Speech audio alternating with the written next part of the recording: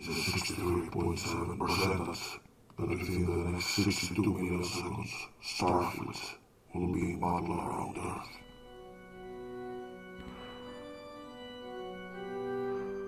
The war is not at an end, as we thought. It is only spreading wider. Space, time. But there is another chance.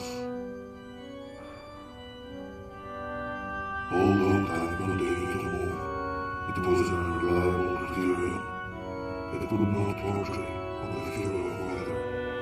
For me, there is no past, there is no future. It has never existed.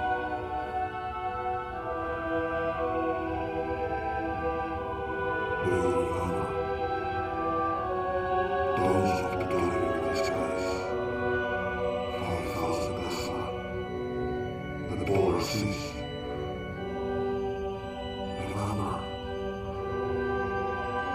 Remember all the things that are lost.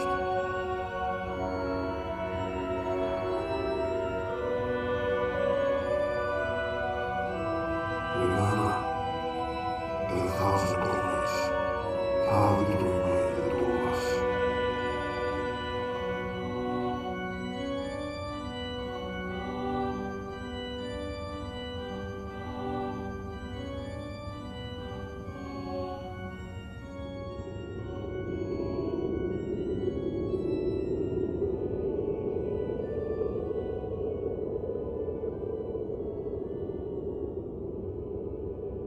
The snow had been falling since autumn, and a cold spring came late.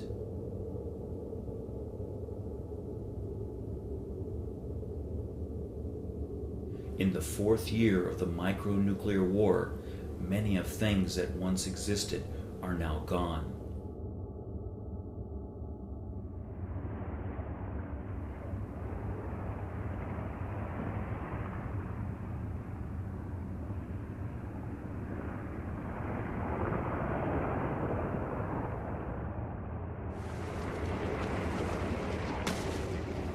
Frigate St. Admiral Lisitsky departs from the floating warehouses. Even the sounds were more distant these mornings.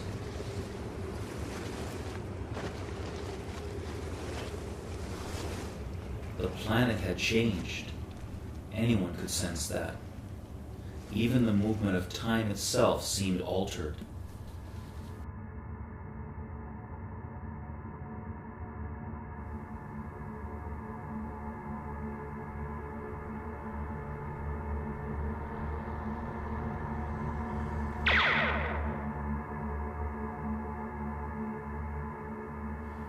Around the world, resistance falters.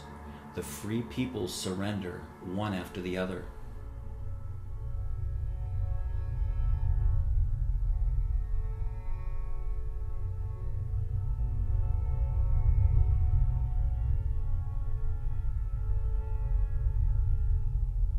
In this darkest hour, Agent Laika Oskovich manages to reach the Separatist head office.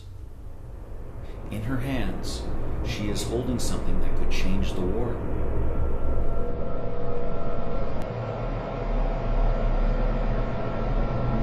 The secret blueprints of Executor, the enemy's new battle station. CLN sends clear messages to the autonomous provinces. War will tear the world apart.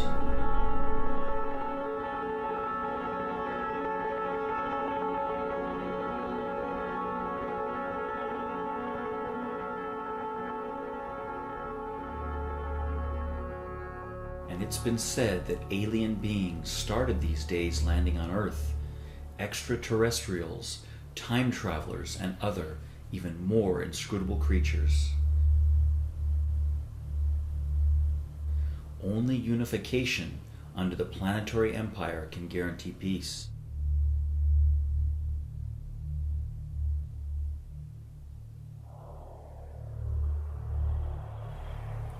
Not everyone accepted the edict, though. Dozens of attacks by confederations and terrorist factions using interplanetary nuclear weapons took place.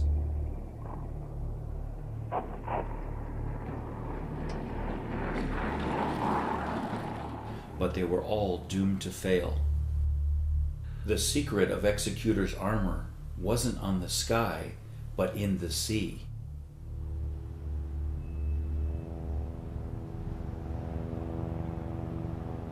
On the northern fjords of Greenland, in the seaside base of Thule, an advanced anti-missile shield had been installed. The Central Committee of the Separatists decides that there is no other choice.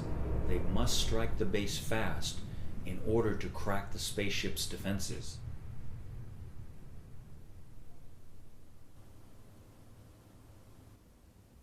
Captain Harbour is assigned to lead this mission. Nell Harbour was a young Norwegian captain from the distant Lofoten Islands, which are today lost to the world. But he's not alone. The Central Committee has assigned to the mission one of the time travelers, who had by then started wandering the shadows of the Earth.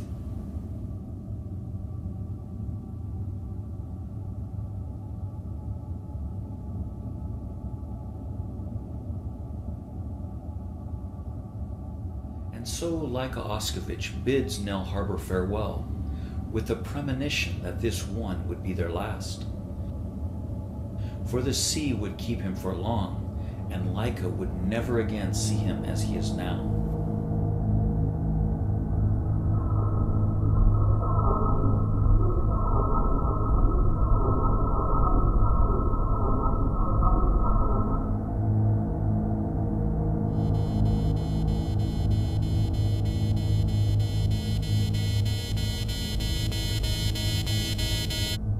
In the beginning of October, the Executor's commander demonstrates its power for the first time in Siberia by wiping out the city that was once called Ekaterinburg.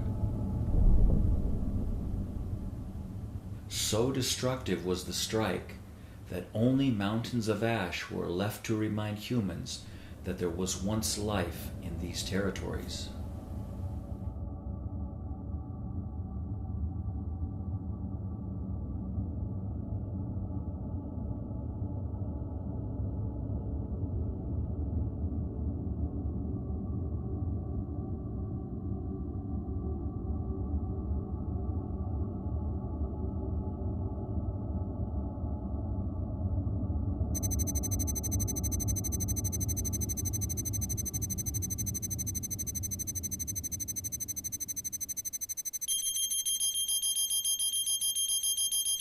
Of old, there was the Arctic archipelago, which the people of the north would name the Sea of Ice, and it was said that nothing could exist there except ice and death.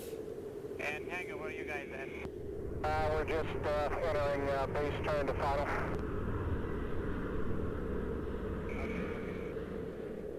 In the end of October, the northern factions declared war on the CLN's Polar Meta Squadron. And Tango, are you guys in? Yeah.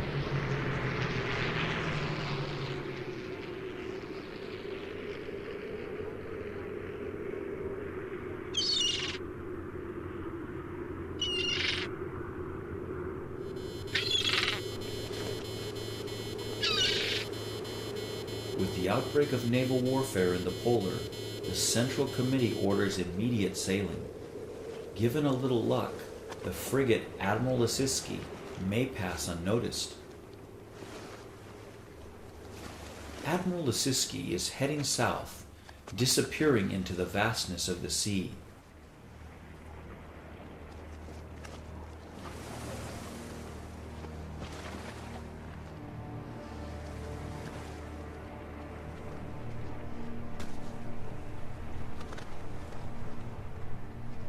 Three days later, the ship changes course and leaves to the north.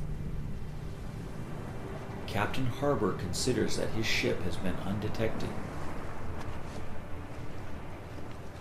Admiral Lisiski manages to evade war for a while. Harbor leads the ship to the west of the huge whirlpool Haley, and now an abandoned part of Greenland's coastline.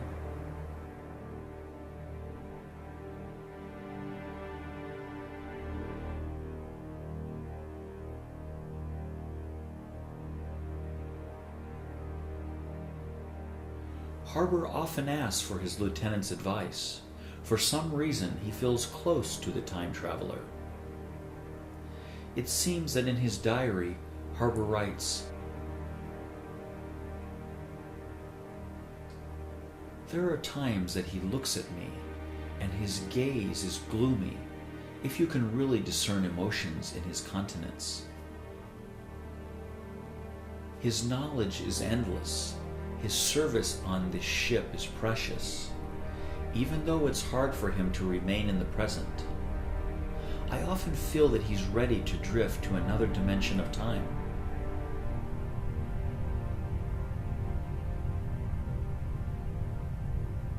And he often stays all alone, staring at a photo that no one has ever seen.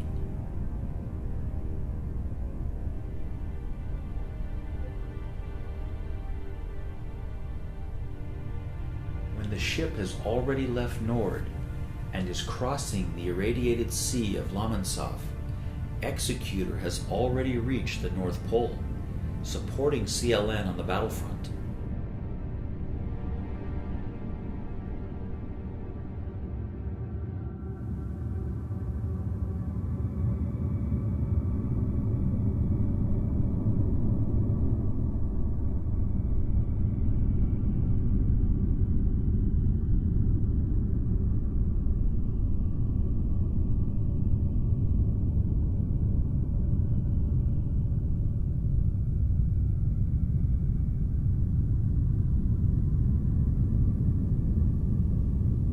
Central Committee sends its last report regarding the bombing of Thule Base.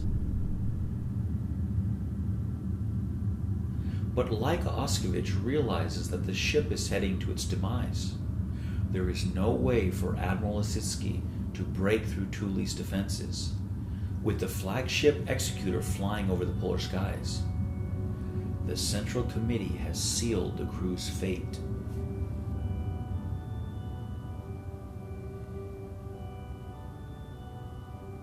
But her lover's loss is not the only reason that the world was fading in her eyes, because her time is also coming to an end. Everything worth remembering that happened in the past has ceased to matter anymore.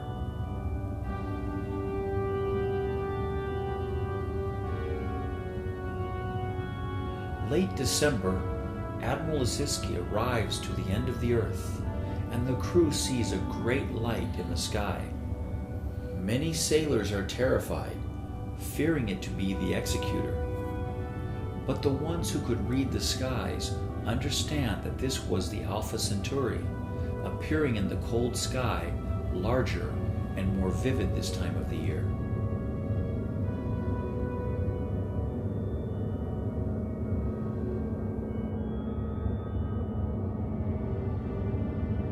Traveling through the oceans of life, you fight for survival, which can be denied to you by monsters, storms, and shipwrecks.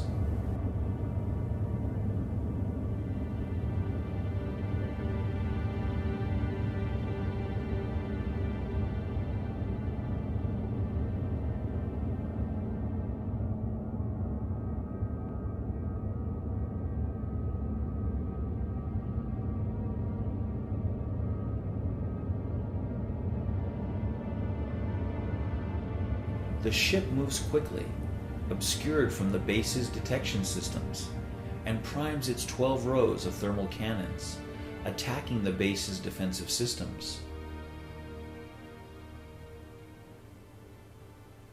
But its attack is countered.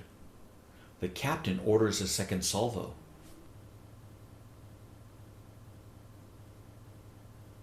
The base's defenses start cracking, at the cost of Admiral Asitsky's being revealed.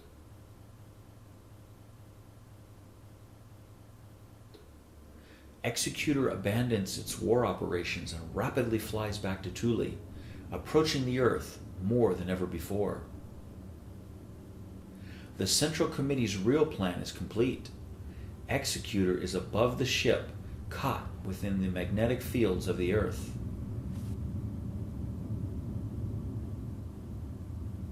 The time traveler now follows his original orders. He launches the rocket which he has installed in the ship, a kind of chronobionic rocket that is considered advanced even nowadays. A mechanical howl burns through space and time alike. The rocket leaves the frigate and approaches Executor. It strikes the spaceship's central platform. Although time continued to move, it was an unreliable criterion. It could not portray the fury of weather. For me, there is no past, there is no future. It has never existed. Why are you helping us? You don't even belong to this timeline. When the time was moving, I also believed in the ideology. But now, time is spherical, and everything has changed.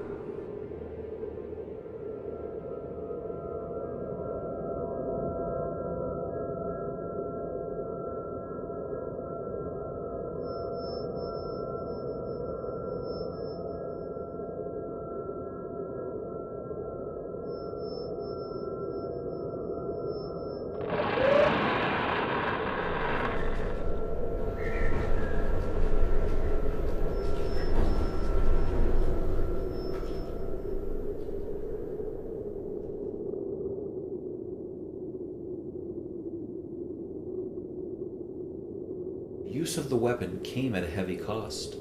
It submerged the frigate into the belly of the moving time. This is how the planet Earth opened to the time passages. The time traveler had vanished. He had ceased to exist in this dimension of time. Nevertheless, there's always something that lingers.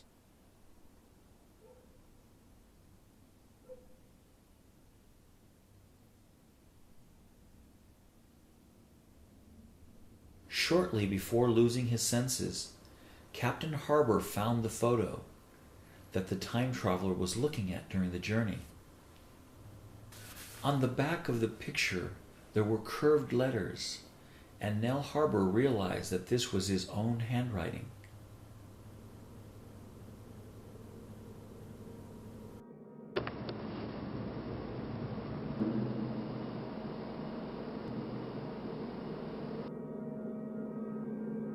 Memory is just the past that never managed to take the form of the present.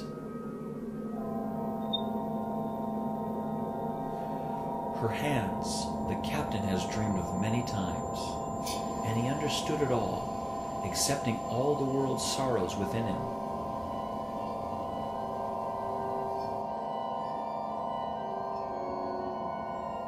For in this moment, all the world's ages are upon him.